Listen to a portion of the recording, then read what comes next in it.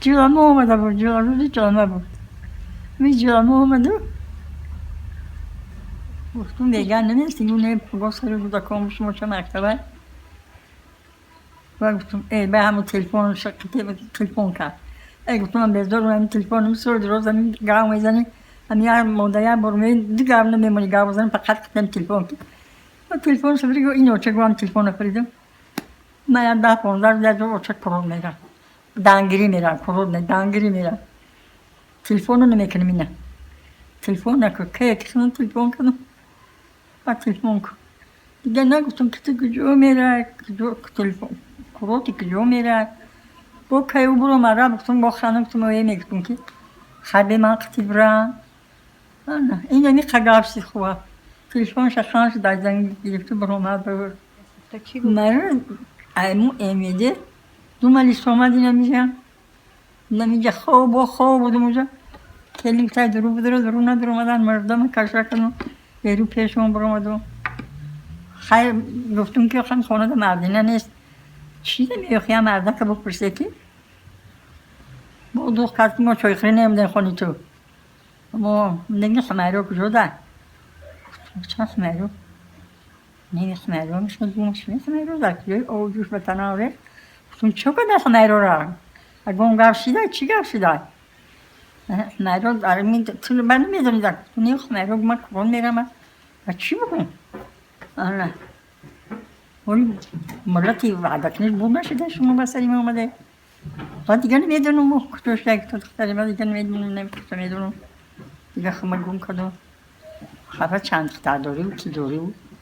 کیمونی و نمی خیلی نه این نگفت من برخواد اون مرد که رایانی گفت من که تو رفته کنم در چنگو برداره بود این چهار دختره برداره این بچه داره دو دختر هر چهار داشته برده گفتم گفت همه کارگری میشه آخه جورش بودنی همش دگانش بودنی دسته میامدنی خونی من شکر و خورتوی مرا میخوندن میرفتنی من خودم میپرسیدم مرا جان غمونو میدادن هیچی نمیگن نیو چه مرا یگان تا همش نوسته من خیلی کاری دولت هم میپرسم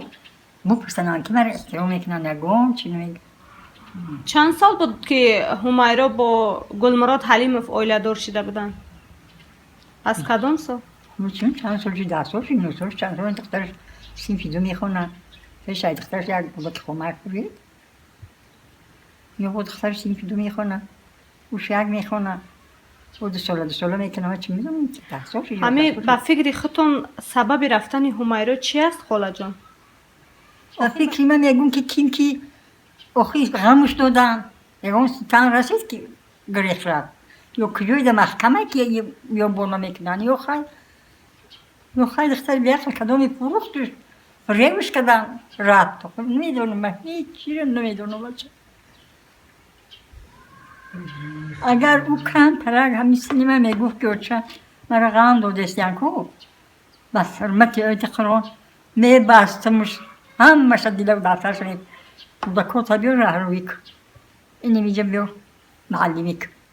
اینه میجه بیو کشت کاری زمین اوتا تکن بیخونی اوتا تکن دیگه بودکانو بخون دیگه نمیگفت خیلی گونگر شکایت نمیکرد کارگر نیست من نیست گون چی شکایت نمیکرد فقط میپرسن میگوید نه چجانی چی نمیگن و چجان پروانه که هیچ چی نمیگن